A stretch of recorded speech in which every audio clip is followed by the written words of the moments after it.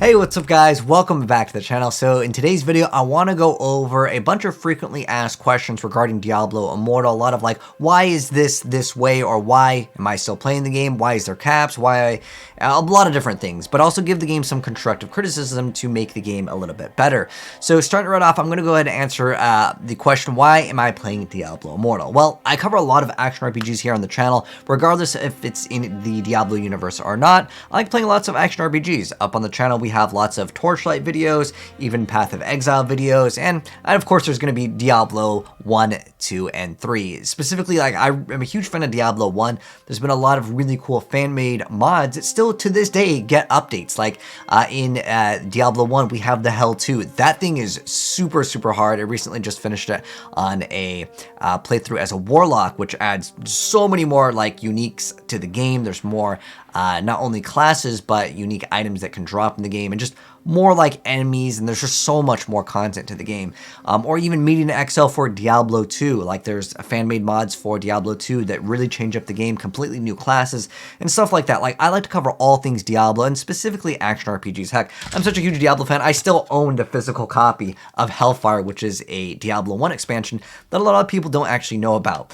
So in terms of Diablo Immortal, I really feel like when this game eventually launches a big expansion, I'm not talking about just like a season update, because the last season update, well, we did get a new battle pass.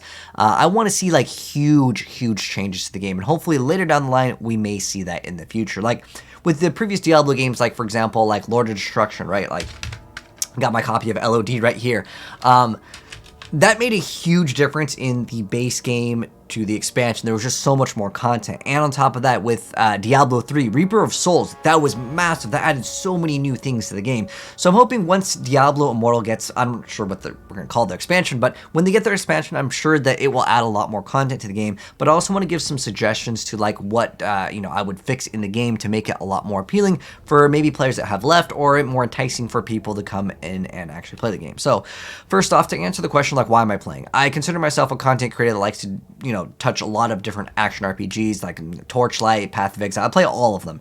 But on top of that, the thing is that I actually thought the campaign for this game added a lot of cool things. If you guys, have played the campaign, there's like these puzzles that were added into the game. There's a puzzle where you actually had to light like this fire. I thought that was really cool. I want to see more unique things in Diablo Immortal that really change up this game from just being just kind of more of an expansion of D3, if that makes any sense. Because like, while I do enjoy D3, I wanted to see like completely new mechanics. Like, one thing I really liked in Diablo 3 was the Kanai's Cube. Where is some sort of crazy action RPG mechanic where, we have something that's like, wow, I can't believe they thought of that. That's the kind of stuff that I'm looking for in an action RPG. Well, I understand it needs to be more casual, like friendly, because, mobile games generally are going to be more on the casual side. Like, that's why the game is probably set up to where, like, oh, this item has up arrow. I equip it, therefore I get more combat power, right? So that's kind of the way the game is oriented, and I'm hoping that they can make it more complex. The game does have complexity in these skill stones that you can throw in, but a lot of stuff is kind of locked, and this is going to be kind of going into like the why is there caps in the game. And I'm not even talking about like daily you can only grind out so many of the Fa runes via the Fading Embers to craft these legendary gems. I'm not even talking about those caps. I'm talking about like the server has like a Paragon level, and once you reach a certain amount, it just starts giving you negative XP. Why are these things in place? Why can't we just play the game and grind out to, the highest hell difficulty so we can get all of these drops for set items? Because it seems weird to me. Maybe I grew up in a different time for like games, but like when a game comes out, I want to experience everything. I don't want to wait several months to be able to experience the stuff that is kind of like already in the game and it's like available, if that kind of makes any sense. Like, I understand that they're going to come out with like expansions to add maybe more legendaries, more classes and stuff. That's cool.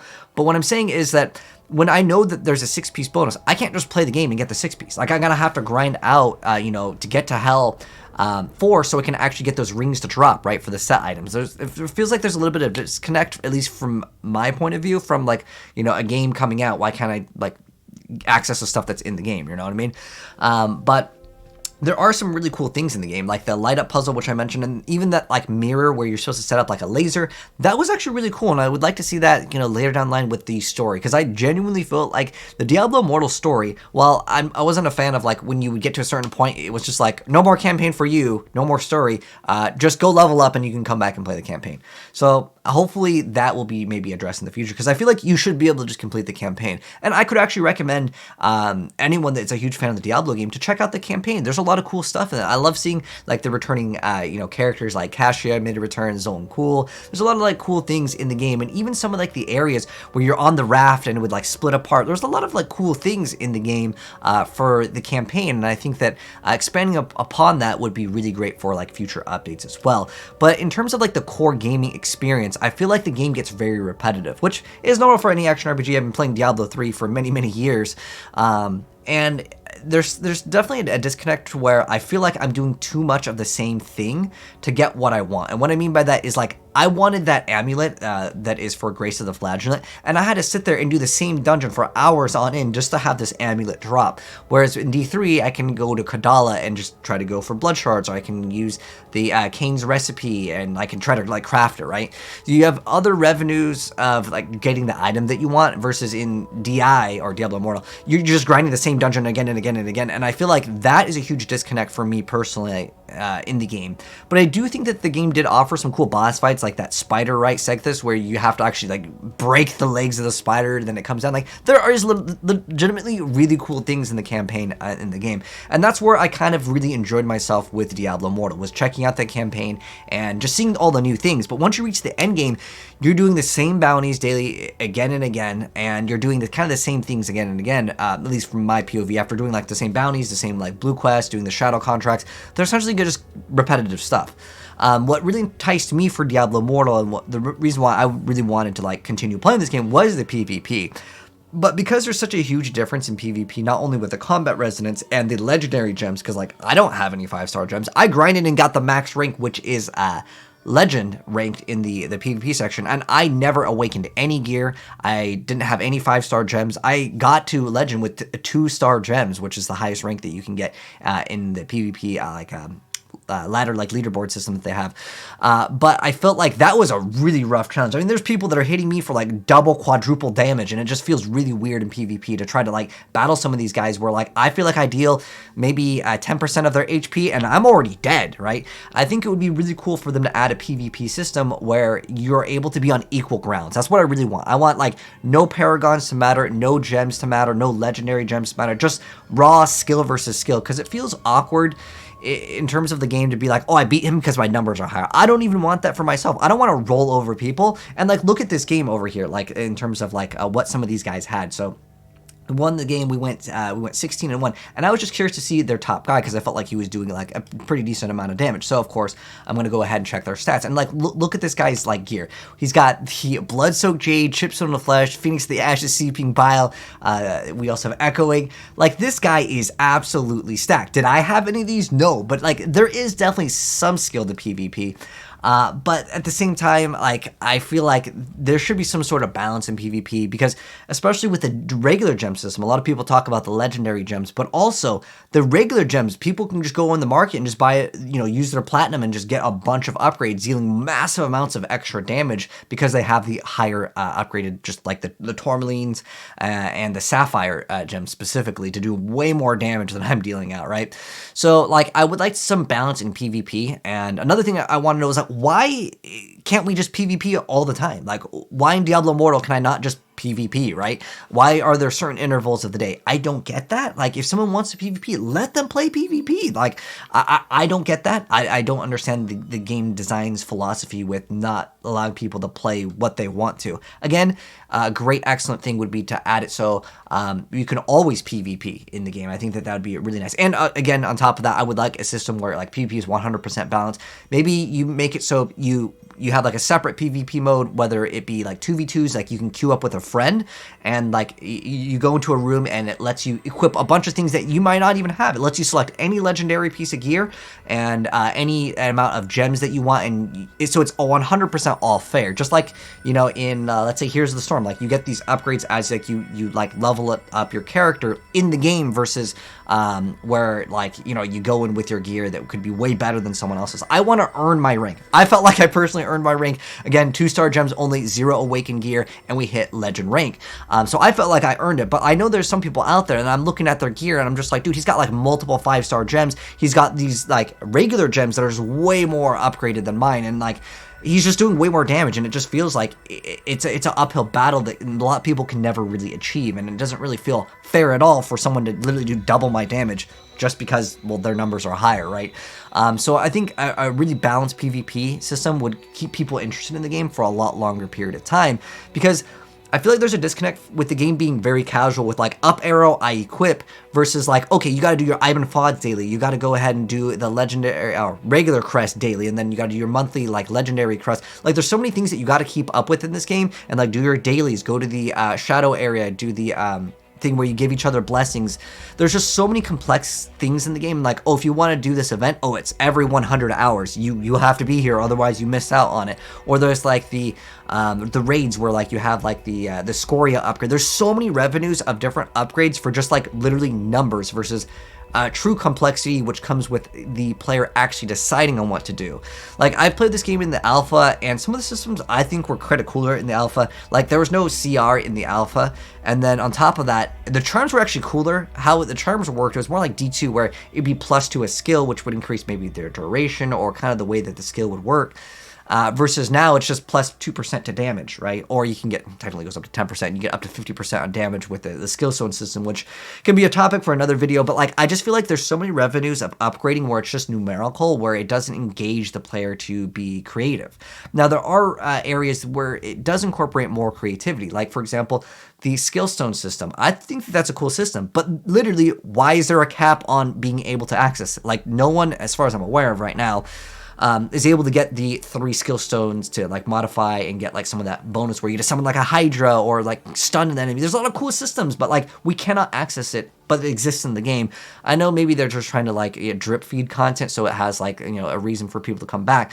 But judging by what a lot of people are like saying and what I've kind of seen around, is that people want to see more content. Obviously, with the Season 2 dropping, I would say Season 2 definitely could have hit a little bit harder, releasing a new battle pass with new skin. I mean, that's kind of expected, but I would like to see maybe more than, technically the raid boss came out before the season came out, but not only do we get a new raid boss, but like new storyline content, because these seasons, since they're so short, like you're releasing another season every single month, it seems like, I would feel like it would make more sense to release something of substantial like weight to make it so people are like, wow, I want to come back. Because in terms of like, if people played before and they're like, okay, you know, season 1, I finished it. Okay, I'm excited. Season 2 just started. What is it to do? And you look at the battle pass and it's like, well, we have a new raid, and most people couldn't even do it because the combat rating requirement is 2,000 for, was it Vita?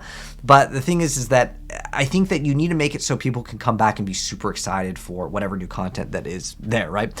So like, I don't know really why there's caps. I don't know why we can't just PvP. I also feel like, why are goblins the way that they are? I think goblins need to be way more buffed. You go to a goblin in D3, you're excited, you see it. In this, a goblin's just like, I'll just leave it. I'll just ignore it sometimes. I'll just want to finish my daily or finish whatever I'm doing. I'll ignore it. And that shouldn't exist. Goblin should be like exciting to go ahead and fight, right? I think that we need some more like essentially drops. Maybe you can make legendary crest shards. But going into like legendary crest and the whole like gem thing, I don't really want to focus too much on like, you know, the microtransactions of this game, because that topic is kind of done for me. But even with the ability to maybe get more legendary crests for more players, I think that it needs to be not that big of a difference between the people that are able to purchase these legendary crests and the people that are, let's say, free to play or just spent like, you know, the battle pass and, you know, some small transactions here. I think there needs to be not such a big gap, because the difference between like the players that are able to just keep on getting legendary crests, it's just super massive.